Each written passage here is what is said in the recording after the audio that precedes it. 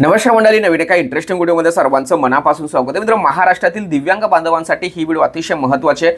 मित्र, राज्य सरकार प्रशासनाने ज्यांच्याकडे UDID कार्ड नाहीये किंवा ज्यांचं UDID कार्ड आहे परंतु ते व्हेरीफाय झालेले नाहीत, तर अशा सर्व लाभार्थ्यांना दिलासा दिलेला आहे.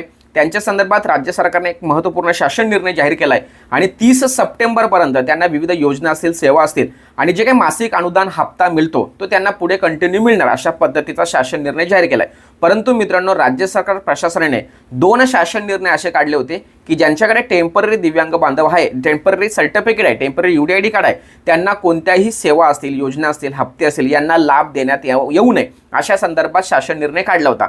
परंतु आत्ता जो शासन निर्णय काढलाय की मुदतवाढी संदर्भात दिव्यांगांना दिलासा दिलेला आहे, परंतु त्या शासन निर्णयामध्ये कुठेही बघा मी काय म्हणतोय, कुठेही टेम्पररी दिव्यांग बांधवांचा उल्लेख केलेला नाहीये. त्यामुळे टेम्पररी दिव्यांग बांधवांना हप्ता मिळणार किंवा नाही मिळणार, योजनांचा लाभ मिळणार किंवा नाही मिळणार, अनुदान मिळणार किंवा नाही मिळणार, ही जी प्रश्नचिन्ह आहे हे टांगती तलवार कायमची असणार आहे. त्यामुळे लाभार्थ्यांच्या माध्यमातून प्रश्न विचारतो की सर, आम्हाला सुद्धा या शासन निर्णयाच्या माध्यमातून लाभ मिळणार का किंवा आम्हाला सुद्धा पुढे 30 सप्टेंबरपर्यंत मुदतवाढ मिळणार का?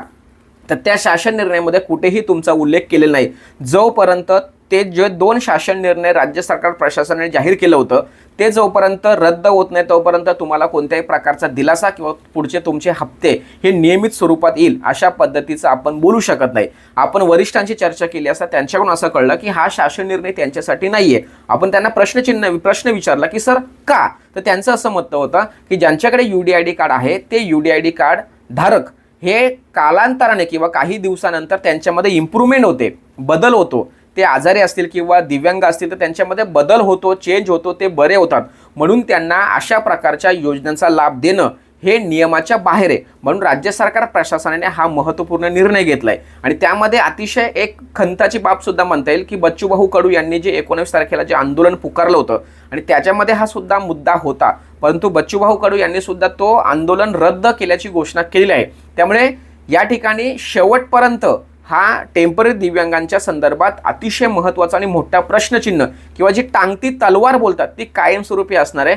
त्यामुळे तुम्हाला पुढे हप्ते मिळणार किंवा नाही मिळणार या संदर्भात वरून अशी माहिती मिळाली की सध्या स्थितीला तरी तुमचा कोणत्याही प्रकारचा विचार केलेला नाहीये. लक्षात ठेवा. आता या संदर्भात सामाजिक संघटना असतील किंवा जे काही सामाजिक कार्यकर्ते असतील, प्रहार संघटनेचे काही पदाधिकारी असतील किंवा बच्चूभाऊ कडे असतील, यांनी जर विचार केला तरच शासनापर्यंत हे सर्व मागण्या पुन्हा जाऊ शकतात. शासनाने, प्रशासनाने या टेम्पररी दिव्यांगांच्या संदर्भात जो काही निर्णय घेतलेला आहे तो निर्णय आता पुढे कंटिन्यू चालू राहणार आहे जोपर्यंत ते 2 शासन निर्णय रद्द होत नाही. लक्षात ठेवा.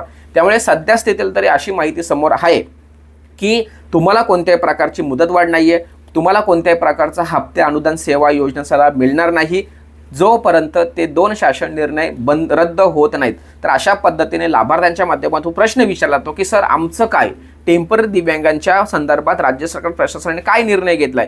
तर त्यांचे जे काही 2 शासन निर्णयाच्या संदर्भात जो निर्णय त्यांनी घेतला होता तोच निर्णय कंटिन्यू प्रशासन किंवा विभाग वापरणार आहे. विभागाशी चर्चा केल्यानंतर त्यांचं असं म्हणणं आहे की सर, हे 2 शासन निर्णय निघाले मंत्रालयाच्या स्तरावरून ते आमच्यापर्यंत पोहोचलेत आणि आम्ही त्याच्यावर कारवाई करणार. ज्यावेळेस हे रद्द होतील त्यावेळेस आम्ही सुद्धा अनुदान द्यायला तयार आहोत, पण जोपर्यंत हे शासन निर्णय रद्द होत नाही तोपर्यंत आम्ही काहीच सांगू शकत नाही. आणि आत्ता जो शासन निर्णय निघालाय मुदतवाढीचा त्यामध्ये कुठल्याही टेम्पररी दिव्यांग बांधवांचा उल्लेख नाहीये. त्यामुळे आम्ही त्यांना अनुदान किंवा सेवा योजनेचा लाभ देऊ शकत नाही. तर अशा पद्धतीचं स्पष्ट उत्तर या ठिकाणी आपल्याला प्राप्त झालंय आणि ते तुमच्यासमोर ठेवायचा प्रयत्न केलाय. सदर व्हिडिओ सर्वांना शेअर करा. भेटूया पुढील व्हिडिओसह. तोपर्यंत धन्यवाद. जय हिंद, जय महाराष्ट्र.